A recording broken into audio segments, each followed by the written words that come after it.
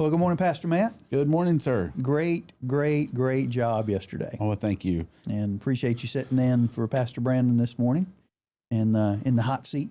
Yeah, I'm in the hot seat, all right. Yeah. That's for sure. So, but we just want to take a few minutes and just kind of revisit what God did yesterday at Hopewell. I mean, 12 people baptized at Hopewell. And I know your background, my background with other churches is similar, and you know, to finish an entire year at some of the other places that I've served with 12 people baptized, that's a good year. That's a big deal. That's a good year. You know, frankly, that's 12 times better than most Southern Baptist churches. But for that to happen almost every month is just phenomenal. Really special, and I think that's something that I try to every Sunday. That we have church, and every time we do baptism, I always try to think, man, this is special, and I try never to take it for granted. Yeah, it's easy to do that sometimes, but man, it is a special thing. It's easy to do, particularly when it seems to happen so regularly. You know, and so it just becomes, oh yeah, we're going to baptize 8 people today. Oh, okay, but it is one of those things that we really need to not take for granted, because that is simply just the hand of God at work. And I think it's so special to me every time I see somebody, get baptized. It's like, man, there's a story. There's a story behind that person. And I love how you sometimes, you get to bring out those stories. And I think, a big part yesterday was adventure camp. All these kids coming up to be obedient in baptism when they're coming from adventure camp and their salvation, and so their next steps. And so it's just so cool to think of everybody's story that's coming to that point. But then you also got to think of the story that's coming after that, of what God's going to do in their future with that. So I think it's a cool. Yeah. And you mentioned yesterday, one of my favorite things about baptisms too is hearing how many of those children are being saved at home with their parents. Yes. I mean, that sounds mundane, but that's a win. Absolutely. To see parents engaged in the discipleship, the evangelism and discipleship of their children is just phenomenal. You kind of know as a church you're doing something good, something right, when the parents are the ones leading their kids to Christ and their devotion time at night, and just having those questions. And it's just that's when you kind of realize, hey, we have a beautiful partnership between parents and students and children, to make that work together. So there's fruit. Right. There's fruit. Speaking of fruit, I heard a good sermon on fruit yesterday. Well, good. Yeah. I'm glad. So, John 15, one of my favorite passages of Scripture. So I know you mentioned that it's a familiar passage, and it is, and it is one of those that gets a lot of attention. But I think there's a reason for that, and it's because it's so practical, and it's one of those things that no matter how many times you hear it, or teach it for that matter, you need to go back over that and walk back through and do that spiritual checkup to say, okay, what's my connection status today? So I really appreciated everything you had to say yesterday. But let's talk through some of the things you had to say yesterday. Sure. So let's start with something that we didn't talk about already. What led you to John 15? Why that? What was that? Why God put that on your heart? Well, really, that was one of our themes from summer camp when we went to. That was one of the days we really just kind of walked a lot through John 15 for summer camp, and man, watching the kids get it and be able to take that and apply it to their life was so big. And so that's where, and I haven't really been able to let go of that passage ever since camp. And so it's kind of been stirring, kind of just been in me. And it's kind of like you said, it's almost like every time you go back and read it, you get something different out of it. Yeah. Because you're probably at a different space. And so you're able to go back and look at it from a different perspective of where you are in life. And so for me, I think that was just a big thing that was just stirring in my heart. Yeah. And so when Pastor Brandon asked me to preach, I was like, okay, Lord, what do you want me to say? What do you want me to preach on? And so I was trying to be, very sensitive to the Holy Spirit on that level.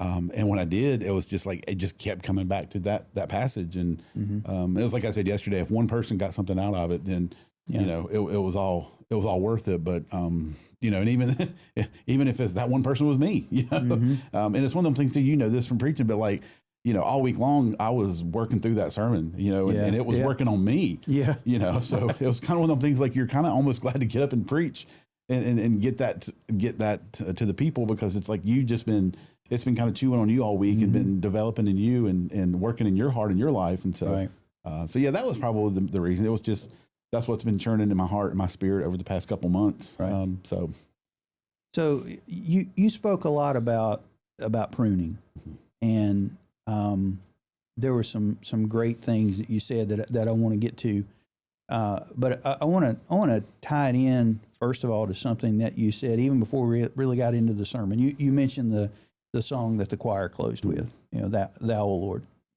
you're the lifter of my head, and you bumped up against some dark times that you've walked through, and I was wondering, as I heard you get into the sermon, would you consider some of those dark times that you've walked through pruning? What was some of that pruning? Was it just spiritual testing? You don't have to share too many details. No, that's a great question. So I think it's yes, and yes. I think it's all of it. So I think some of it was pruning, just because of what some of the things in our hearts and lives that you know, it's working in ministry can be kind of tough. Can be. You can find yourself in some tough situations. For me, I found myself becoming jaded toward ministry, toward people. And so that was, I think, the part for me that was pruning, was the fact that I was getting jaded, and the fact that it was like nothing anybody could do was ever good. And they were doing good and they were trying to do good, but I could never see it because I was so jaded in my heart toward them. So that was a big thing that I think the pruning part came back for me. I think the other part of it was just a lot of the church dynamics that were swirling. A lot of church politics, a lot of church things that just ended up getting into a kind of a negative situation and a bad situation. And that's where it just, you know, there was a lot of deep hurt that came out of that. And we were able to we had to work through it. You know, it's kind of one of them things. I know it's bearing fruit. It takes time. That was a big thing we talked about yesterday, but also going through some of those pruning process and some of those hurts just takes time to heal. And so I think we were able to work through that. And it's tough. It's hard.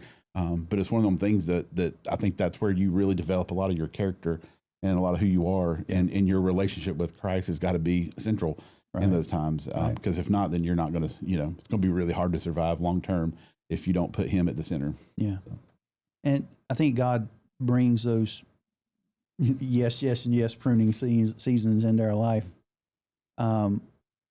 Because at least in my experience, when those seasons come, looking back on it with clear hindsight, I can see that there were some things in my life that had become too important, and regardless of what it was, that's a bad branch. You know, that's something that's going to bear the wrong kind of fruit. Right.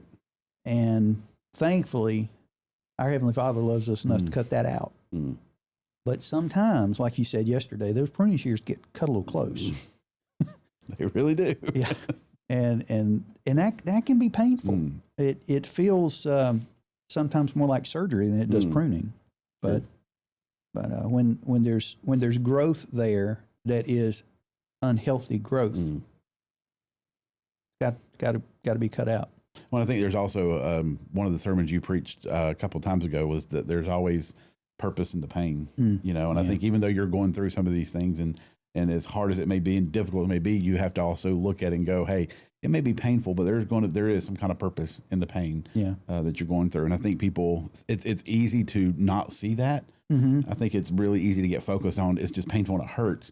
Well, in that moment, maybe that's where you need to be going, okay, well, it does hurt, but what can I get out of this? What is God maybe trying to teach me through this, and what is the purpose through it? So. Yeah, and in hindsight, it at least for me, it's much easier to see why it hurt so bad, and it was because it was too precious. There were things in my life that were too precious to me, more precious than they should have been. And oftentimes that was, what do people think about me? And where's my opinion poll at right now? Right. And when those things become more important than is Jesus pleased with me? You can almost hear him sharpening the shears, because there's some things that need to come out. You also mentioned that a pruning season is preparation. Tell us a little bit more about that. Dig into that some. I think that it's one of them things that, God's trying to get something out of you, the fruit. He wants to get the fruit. So I think that the pruning, is going to eventually get you to where you want to be. And I don't think we always see that. We don't always feel that, but it is one of those times where when you're waiting, you've got to learn how to know what's coming, what's next. And I think that's where walking through how you stay connected to the vine, being in his word, praying continually, obeying his commands. I think those are all the things that are going to help you in the waiting process, be able to get to the next step. Yeah. And it's never a wasted moment.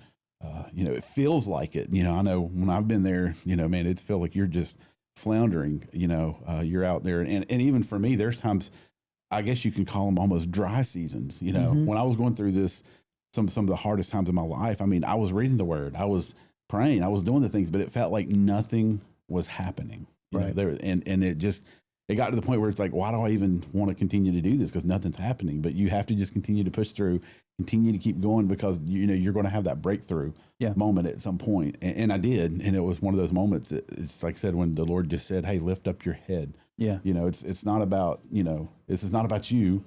This is about me and about my glory, and I'm the one that's worthy, not you. Yeah. And so it was a tough conversation, I guess you could say, but it was probably one of those watershed moments of your life that you remember, and that I try to go back and always remember that it's all about his glory, and he's the one that's worthy, not us. And so I think when you have that kind of perspective, I think it helps in the pruning and in the waiting. Yeah.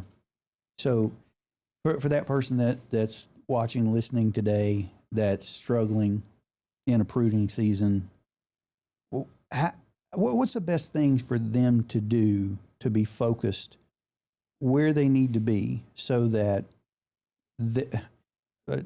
their pruning season is as fruitful as it can be? What can they do? I think for me, it was continuing to stay in the Word and just understand the purpose that God had for me through His Word. And another this was just for me personally, was listening to music.